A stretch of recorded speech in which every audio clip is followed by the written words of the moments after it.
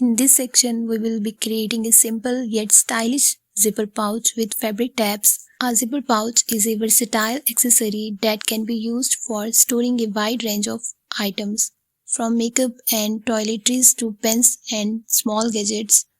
By adding fabric tabs to our zipper pouch, we will not only enhance its functionality but also add a touch of elegance to the design. Throughout this section, you will learn how to construct a basic zipper pouch from start to finish. With the addition of fabric tabs for extra flair, we will cover essential sewing techniques such as attaching a zipper, sewing precise seams, and adding decorative tabs to elevate the pouch's design.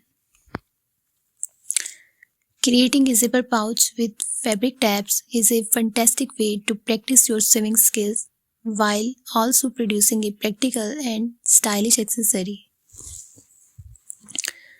Whether you are new to sewing or a seasoned sewist looking for a fun project, this section is perfect for you.